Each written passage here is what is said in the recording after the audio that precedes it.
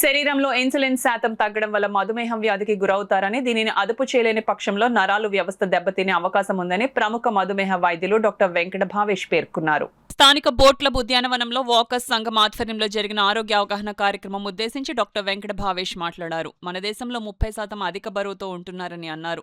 ఊబకాయం కూడా ఒక వ్యాధని, దీనివల్ల మధుమేహం, గుండె జబ్బులు వంటి దీర్ఘకాలిక వ్యాధులు వస్తాయని అన్నారు. ఈ రోజు చిన్నతనం నుంచి పిల్లలు అధిక బరువుతో ఉంటున్నారని అన్నారు. మధుమేహాన్ని అశ్రద్ధ చేస్తే కిడ్నీలు, కంటి సమస్యలు, గుండె సమస్యలు తలెత్తుతాయని అన్నారు. జ్ఞాపక శక్తి కూడా తగ్గే అవకాశం ఉందన్నారు. అందువల్ల మధుమేహాన్ని ఎల్లప్పుడూ అదుపులో ఉంచాలని అన్నారు. దీన్ని అదుపులో ఉంచడానికి ప్రతిరోజు 30 నిమిషాల పాటు వ్యాయామం చేయాలని, ఆహార నియమాలు పాటించి వైద్యుల సూచనల మేరకు మందులు వాడాలని సూచించారు.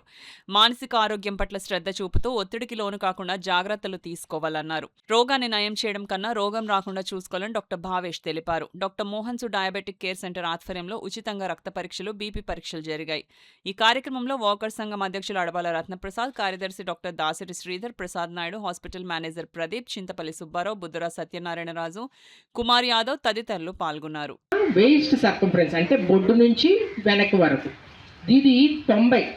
మన చిన్న టేప్ కొనుక్కొని మన ఇంట్లో మెజర్ చేసుకున్నాం అనుకోండి, మనది 90 దాటుతుంది అనుకోండి వేస్ట్ సర్కంఫరెన్స్.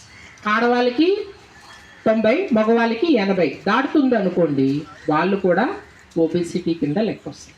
అవేమీ లేవండి, నాకు చిన్నగా ఓవర్ వెయిట్ ఉంది ప్లస్ షుగర్ ఉన్నది, లేకపోతే ఏదైనా హార్ట్ సమస్య వచ్చిందంటే వాళ్ళని కూడా ఒబేసిటీ రిలేటెడ్ డిసీజ్ అంటే స్థూలకాయం వల్ల వచ్చిన సమస్యగా పరిగణించమంటారు.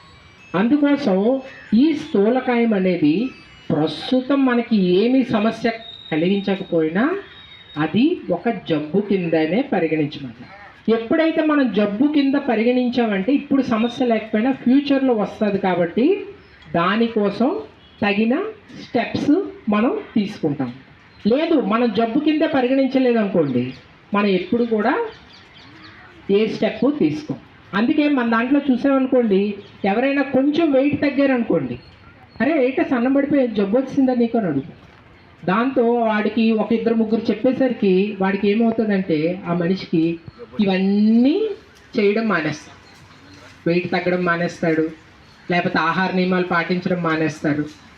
సో దానివల్ల ఏమవుతుందంటే తిరిగి దాన్ని మళ్ళీ నార్మల్గా వెయిట్కి వచ్చేస్తారు. అంటే మనందరం ఒకరినొకరు చూసుకున్నప్పుడు ఒక లావుగా ఉండడం, బొద్దుగా ఉండడం, దీన్నే మంచి హెల్త్ అనుకుంటాం.